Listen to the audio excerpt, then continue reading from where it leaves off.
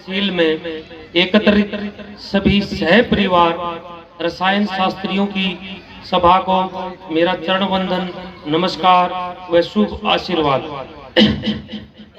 प्रदीप चहल, प्रधान chemist association Gohana, इस मंच की शोभामायन प्रतिभाओं का हार्दिक अभिनंदन करता हूं। आज मेरा यह मुकाम खुराना साहब की इंस्पिरेशन, माता पिता का आशीर्वाद व मेरी जीवन संगनी मैडम स्मिता जी की अत्यधिक सहयोगिता और प्रेरणा व मेरे कंधे पर मेरे बड़े भाइयों की तरह हाथ रखने वाले मेरे मित्रों के सहयोग व प्रेम का परिणाम है। कार्यक्रम की सफलता के लिए होलसेलर भाई व कंपनीज की मदद व सहयोग ने मुझे ऋणी बना दिया, जिसके लिए मैं उन्हें दिल की गहराइयों से धन्यवाद करता हूं। वक्त की नजाकत को देखते हुए अपनी वाणी को विराम देता हूं। धन्यवाद। Honored medical companies, invited press and media, and all my chemists and their extended families. A very good evening. आप सभी को मेरा नमस्कार। सबसे पहले इस यादगार अवसर की सफलता पर आप सभी को बधाई। आज आप सभी के बीच इस तरह इस मंच पर मैं बहुत ही खुशकिस्मत और सम्मानित महसूस कर रहा हूं और तहे दिल से आप सभी के प्रति आभार व्यक्त करता हूं। मैं इस अवसर पर अपने केमिस्ट भाइयों से एक निवेदन जरूर करना चाहूंगा कि आजकल जो युवाओं में नारकोटिक्स यानी नशे की दवाइयों के सेवन का चलन है, उसे मिलकर खत्म करने का प्रण लें और ना किसी को नारकोटिक्स बगैर प्रेस्क्रिप्शन के दें। ये मेरी सभी केमिस्ट भाइयों से गुजारिश है, क्योंकि आने वाली पीढ़ी का सुरक्षित भविष्य हमारे हाथों में है। इसलिए आप सिर्फ उन्हीं दवाइयों की बिक्री कीजिए जो आप अपने परिवार को देने में सुरक्षित महसूस करें।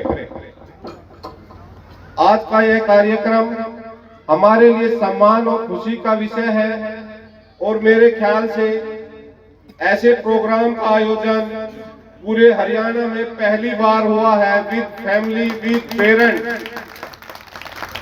और मेरे को कहने में शायद हिचक ना हो, शायद ये ऑल इंडिया में पहला प्रोग्राम हो। इसमें हमने सारे दुकानदार पे जो एम्प्लॉइज हैं, पेरेंट्स तो है ही है हमारे, और विद फैमिली तो करते रहते हैं, लेकिन ये मेरे ख्याल से पहला है और इसका श्रेय जाता है गोहाना केमिस्ट एसोसिएशन के प्रधान प्रदीप चहल को और उनकी पूरी टीम को। मैं उनका बार बार धन्यवाद करता हूं, पूरी टीम का और प्रदीप चहल जी का। उनके कड़े परिश्रम और योगदान के लिए उनका बहुत बहुत धन्यवाद। मैं अपने सभी केमिस्ट साथियों को भी यहाँ पर पहुंचने पर धन्यवाद देता हूं और जो मेरे बुजुर्ग माता पिता तुल्य परिजन यहाँ उपस्थित हैं, जिनकी बदौलत आज हम इतनी ऊंचाइयों तक पहुंच पाए, मेरा तहे दिल से नमन। मैं आशा करता हूं आप सभी के लिए ये दिन यादगार रहे। धन्यवाद। भाई प्रदीप चहल जी, उनके साथ उनकी पूरी टीम, सुरेश बजाज जी, हमारे मन खुशी से इतना पागल है कि मैं बता नहीं सकता। कभी सोचा नहीं था कि जो पौधा 1981 में मैंने लगाया था और वो एक दिन इतना बड़ा वृक्ष बन के खड़ा हो जाएगा, और जिस माली ने ये पौधा लगाया हो उसके सामने वो पौधा बढ़ के बड़ा हो जाता है, तो उससे ज्यादा खुशी किसी और को होती नहीं है। मैं एक सौभाग्यशाली आदमी हूँ जिसने उस पौधे को यहाँ तक फलते फूलते हुए देखा है। और आज के इस आयोजन के लिए प्रदीप चहल जी की टीम का मैं जितना धन्यवाद करूं शब्द कम पड़ जाएंगे। इतनी मेहनत की, इतने जुनून से और इतने दिल से इन्होंने कार्य किया, जिसका परिणाम आज ये 500-600 लोग आज हमारे सामने बैठे हैं।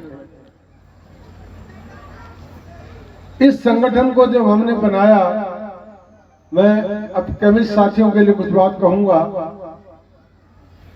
इस संगठन को बनाने की क्यों जरूरत पड़ी? जब 79 में मैंने दुकान बनाई थी, तो 1981 में एक बार हमारे चंडीगढ़ से ड्रग कंट्रोलर महोदय गोहाना के दौरे पर आए, और ड्रग डिपार्टमेंट का इतना खौफ होता था कि सभी लोग दुकान बंद करके भाग गए थे। उस दिन मैंने सोचा था, ऐसे कैसे काम चलेगा? अगर हम सभी इकट्ठे रहेंगे तो कोई कुछ नहीं बिगाड़ सकता। और उस वक्त 1981 में पहली बार Gohana chemist and druggist association का गठन किया गया, और उसके बाद मैं गोहाना से जिला में, जिला से प्रदेश में, प्रदेश से देश में संगठन को ऊपर से जाकर देखता रहा, और नीचे गोहाना तक उसको इम्प्लीमेंट करता रहा। और गोहाना के लोग आज भी इस बात को याद करते हैं, जो 9 साल मैंने जिला प्रधान के रूप में बिताए, वो एक ऐसा समय था, लोग कहते हैं कि वो राम राज जो आपने चलाया था, आज प्रदीप चहल के तक वो राम राज चल रहा है। डिपार्टमेंट का खौफ नहीं है, डिपार्टमेंट आज हमारा मित्र है। उसका केवल और केवल एक कारण है कि हम सब लोग संगठित हैं। संगठन में कितनी ताकत है ये आपके सामने है, और मैं आप सभी से निवेदन करता हूं, कभी भी संगठन से दूर होने की कोशिश मत करना, नहीं तो खत्म हो जाओगे। संगठन है तो सब कुछ है। और दूसरी बात मैं ये कहना चाहूंगा कि हमारा जो ये प्रोफेशन है, ये एक नोबल काम है, ये सेवा का काम है। हम इसको पैसा कमाने की मशीन या पैसा कमाने का एक प्लेटफॉर्म मत समझें। हम एक बीमार व्यक्ति की सेवा करने के लिए हैं। लोग हमारे पास बड़ी आस लेकर आते हैं कि मैं जहां से दवाई लेने जा रहा हूं, वहां से मुझे बहुत अच्छी और बहुत ऐसी दवाई मिलेगी जिसको खाकर मैं अवश्य ठीक हो जाऊंगा। और एक बात, मैं जब जिला प्रधान था तब भी हमारी जो वार्षिक मीटिंग हुआ करती, जिसमें जिला के सभी केमिस्ट होते थे, प्रेस वाले भी होते थे, पुलिस वाले भी होते थे, अथॉरिटी भी होती थी, सबके सामने मैं एक ही बात कहा करता, साथियों, दवाई बेचने से पहले 5 सेकंड के लिए अपने दिल पे हाथ रखकर ये सोचना, जो दवाई मैं इस ग्राहक को दे रहा हूं, क्या ये दवाई मैं अपने माँ बाप को, अपने बच्चों को दे सकता हूँ? अगर आपका दिल कहे हाँ, तो दवाई बेच देना। डिपार्टमेंट के किसी आदमी से डरने की जरूरत नहीं है, उसके लिए फिर मैं आपके लिए बैठा हूँ। और मुझे इस बात का गर्व है कि मेजॉरिटी लोगों ने, मेजॉरिटी केमिस्टों ने हमारी बात को फॉलो किया और इस प्रोफेशन को एक नोबल प्रोफेशन के रूप में लिया। और आज की हमारी पीढ़ी है, वो एक गलत दिशा की ओर बढ़ रही है, नशे की ओर एक हमारी पीढ़ी बढ़ रही है। इसमें हम केमिस्टों के साथ साथ माता पिता का, भाई बहन का, सबका दायित्व बनता है कि हम अपने बच्चे को उस तरफ जाने से रोकें। लेकिन एक केमिस्ट का सबसे ज्यादा योगदान चाहिए, क्योंकि वो नशे की कोई भी गोली या कोई भी इंजेक्शन या कोई भी दवाई पीने की वो केमिस्ट से ही खरीदता है। केमिस्ट ये नहीं सोचे कि मैं इससे 50 रुपए कमा रहा हूँ, उसको ये भी सोचना चाहिए कि जिस ग्राहक से 50 रुपए में कमा रहा हूँ, हो सकता है मेरा ही बेटा किसी दूसरी दुकान से वो नशे की दवाई खरीद रहा हो और गर्त में जाने की तैयारी में हो। कभी भी को नदी में फेंक दिया गया था, और उसकी मौत हो गई थी। जब उसको ट्रेस किया गया तो अंत में ये पता लगा कि वो नशे की गोलियां किसी केमिस्ट ने बेची थी। मैं आप सब लोगों से पूछना चाहूंगा, अगर हमारे किसी के साथ, हमारे परिवार में किसी के साथ ऐसा हो जाए तो हम पर क्या बीतेगी, इस बात का क्या हम अंदाजा लगा सकते हैं? तो मैं आज इस पावन मौके पर माता पिता से जरूर ये कहूंगा कि अपने बच्चों को कार बिल्कुल ना दे, संस्कार दे।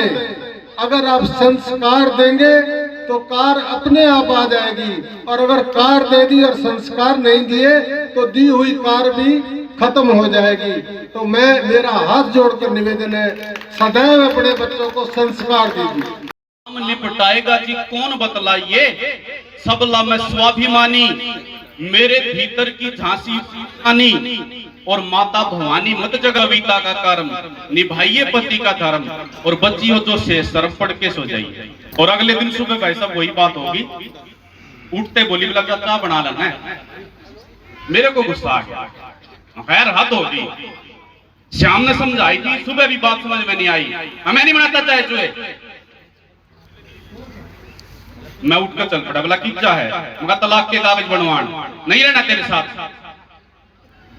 पड़ोस में वकील था, गया 10 मिनट में उल्टा आ गया, कागज चाह बनाने लग गया।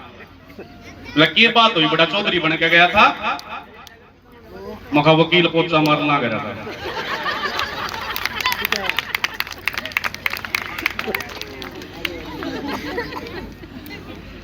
तो विडंबनाएं हैं जीवन में, हास्य हमारे भीतर आया हम समझते होगे ना आप सब।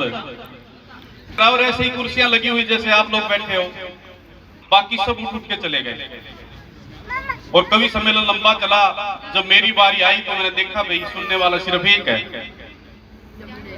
तो मैं बोला भाई साहब मैं आपके हौसले की दाद देता हूं, आप रात के 2 बजे तक कवि सम्मेलन सुन रहे हो, इसका मतलब आप कविता प्रेमी हो। नो बोला ओ भाई मैं कविता प्रेमी ना हूं, माई काड़ा हूं। तू भौंक ले, तेरे भौंक के पास माइक ना ठाक ले जाऊंगा।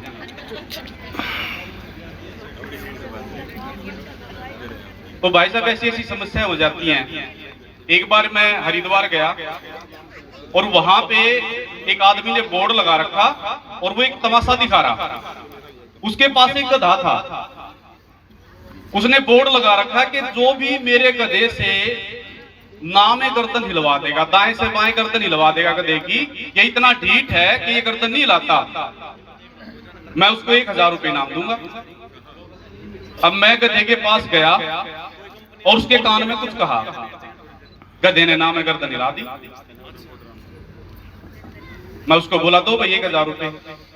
मतलब भाई साहब 1000 रुपए तो दे दूंगा, फिर ये बता दो कान में क्या आके। मैं कहा भाई साहब मैंने तो एक बात कही थी, कवि हूं, कविता सुनाऊं।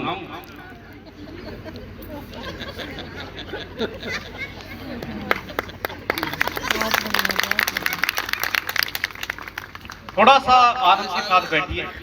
देखो तनाव भरे जीवन में हम जी रहे हैं। भाई साहब छोड़ दीजिए सारी समस्याएं, खुल के बैठिए, खुल के हंसिए।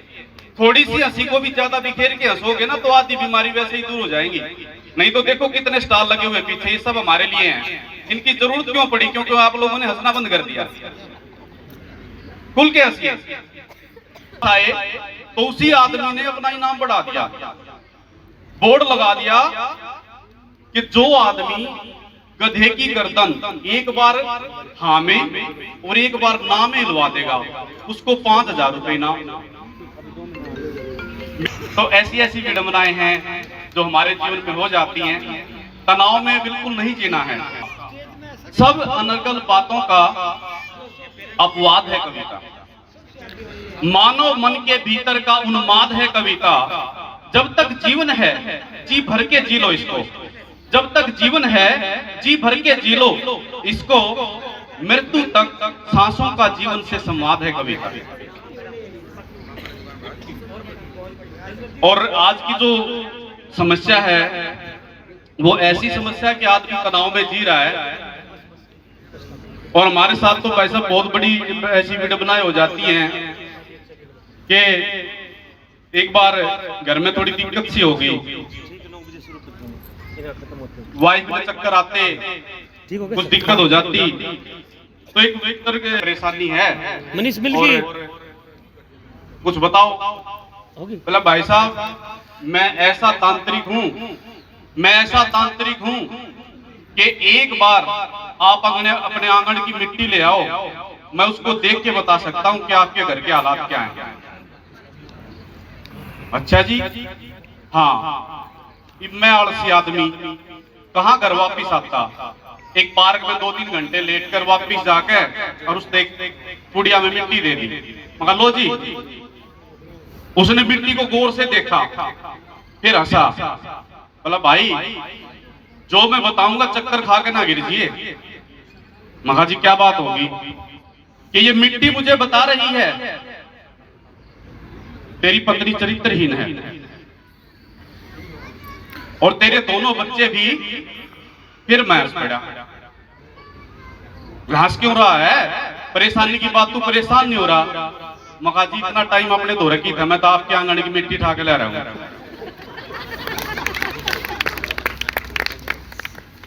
तो ऐसी ऐसी समस्याएं हो जाती हैं।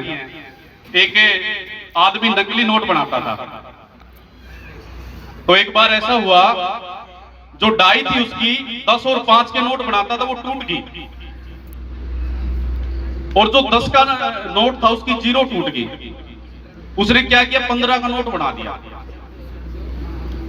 अब 15 का नोट बन तो गया और वो गलती से बटन दब के बहुत सारे बन गए।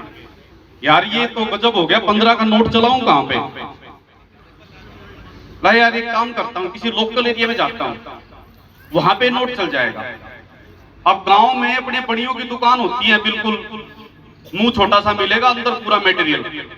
उस पर पहुंचा, 15 का नोट देके और अरे लाला जी एक वो राज दरबार दे 1 रुपए का।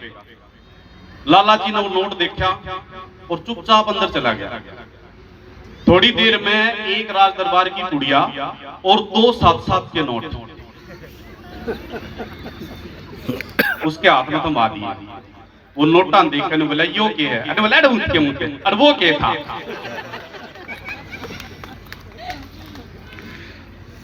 लेकिन भाई साहब आज के जीवन में जो सबसे बड़ी समस्या है, हम रिश्तों की मर्यादा भूल गए हैं, हम जीने का तरीका भूल गए हैं।